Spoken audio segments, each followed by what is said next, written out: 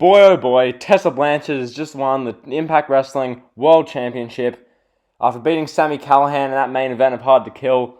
Personally, I didn't even watch pretty much the whole Hard to Kill show because it's Impact Wrestling. I don't care.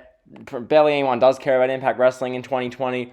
But this whole thing with the racism controversy and everything that's been happening with Tessa Blanchard in the last few days, I had to tune in for this. Tessa taking on world champion Sami Callihan, intergender match of the world title. So, after tonight, we now have a female world heavyweight champion. So, just complete craziness.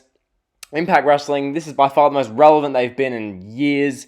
Like, Impact, they've just been irrelevant. So now they've done this. Tessa winning. The match itself was pretty good. It went a little while. Got 25-ish minutes. Tessa was really selling a knee injury really well. In the end, they exchanged. Like, had Sami spitting at her and whatnot. And then they did the big finish and Tessa got the win. So, that's, more breaking news and whatnot. Tessa Blanchard has won the Impact Wrestling World Championship.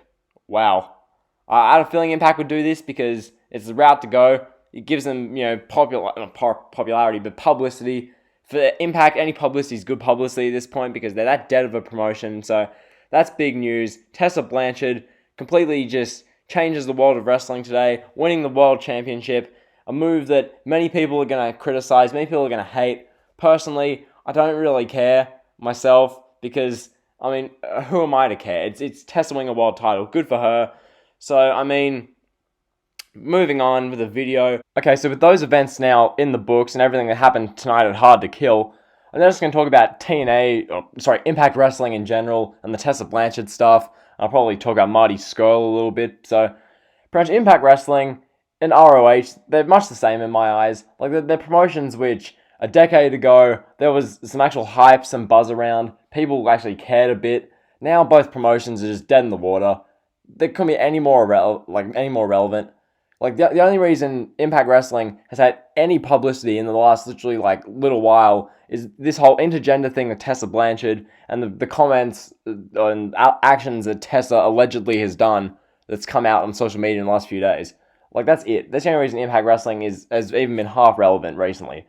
Like, same thing with ROH. The only thing that's been talked about with ROH in the past, literally couple of years, is this Marty Scurll contract situation. Like, both promotions are just absolutely dead. There's no point even making, dedicated reviews to these videos, because, barely anyone would, or, really no one would watch them. No one wants to watch Impact Wrestling or, ROH at the moment. Granted, 5, 10, 15 years ago, both of the promotions were all the rage. Everyone was interested in them, because they're actually fun, they're great, name-worthy talent there. Granted, the Impact Women's Division is excellent, but no one's watching Impact. No one. Even in, 2015, no one was watching it. The Impact shot themselves in the foot with the Hogan and Bischoff stuff and how they wanted to be WWE so bad and it was just crap, so Impact's just a shell of its former self.